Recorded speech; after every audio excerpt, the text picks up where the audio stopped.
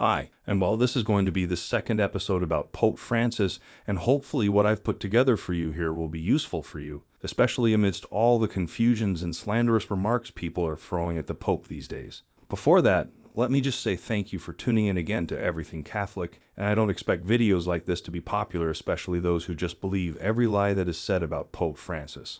And just like in the previous video, I'm going to share another clip from Father Joseph Iannuzzi as he makes it very clear that from the start, Pope Francis has never said anything heretical or leading people to sin.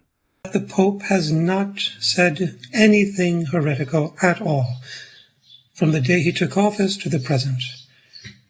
When we place morality in our own hands and divorce it from the teaching authority of the Church, the magisterium, at the head of which is the Roman Pontiff, we are following an evil, misguided path. Let no one deceive you, my friends.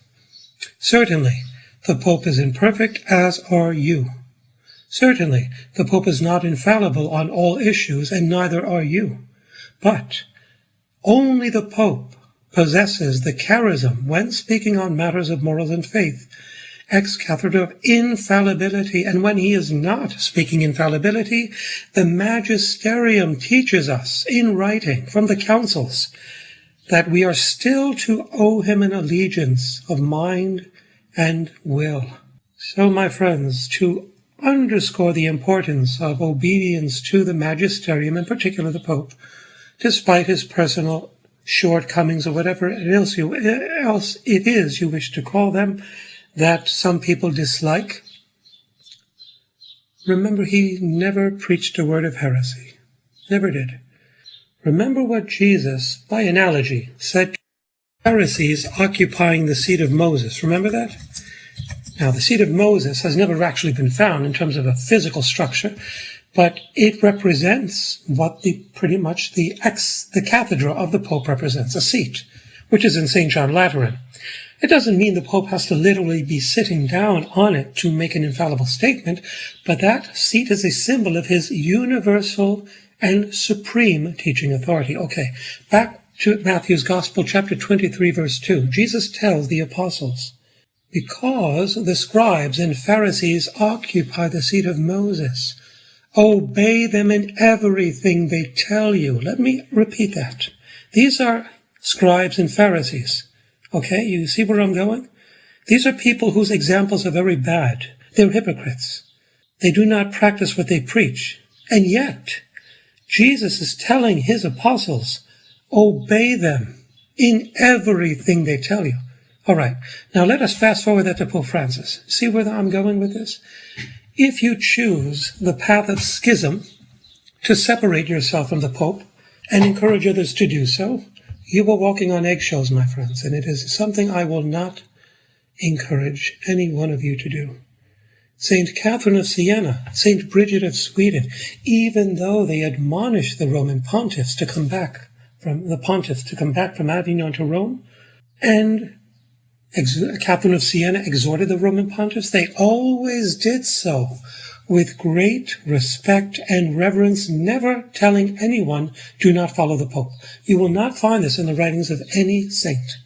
Even though people on the internet claim this, it's completely false. St. Bridget, St. Catherine of Siena, Faustina, you name it, all the saints, they always respected the ecclesiastical authorities and, in particular, the Roman pontiff's teachings. Even though popes of the past may have lived not such a good example, their teachings were to always be respected. The Pope, the priests, they may not live according to the measure of virtue expected of them, but that is no excuse for you to disobey them simply because you do not like the way they act. Certainly, if anyone, including a priest or pope, tells you to do something sinful, you don't do it. But that's not what we're talking about. Pope Francis never preached anything sinful. Again, those who will want to listen will listen, but those who refuse to hear anything positive said of Pope Francis, it's entirely up to them. But the way Father Iannuzzi said here is pretty clear and straightforward for anyone. For the second part of this video, I'd like to share something about Pope Francis as well, where he has candidly disclosed that he imposed a personal television ban on himself after accidentally tuning into an indecent program, which he felt was inappropriate for his spiritual well-being. Pope Francis admitted that the salacious content was so shocking to his sensibilities that he has abstained from watching TV for nearly 35 years. And recounting the incident, the Pope said, "I was watching television in the lounge with my fellow priests. It was July 15th, 1990, and some scenes of an adult nature, to put it delicately, were being shown, something that was not good for the heart. When I went back to my room, I said to myself, a priest cannot look at such things." Consequently, he made a solemn vow during a religious service, and so the following day, during the Mass for the feast of the Madonna del Carmelo, I vowed never to watch television again. Despite the grandeur of royal events, he confessed that even the coronation of King Charles didn't tempt him to break his rule. And still, Pope Francis said he does make rare concessions for important global events, which he said, "Only very occasionally do I allow myself to watch. For example, when a new president is sworn in, or I watch briefly, once when there had been a plane crash. I switched it on too, to follow Sunday Mass while I was being treated at the University Hospital in Rome. But I didn't watch the coronation of Charles, the new British king, for example, or many other important world events. Not out of disdain, but because I made a vow." Well then, that will be all for the video this time. Thank you so much for taking the time to watch this video, and hopefully you have learned something useful from this video. And until the next one, stay safe, stay healthy, and may God bless you.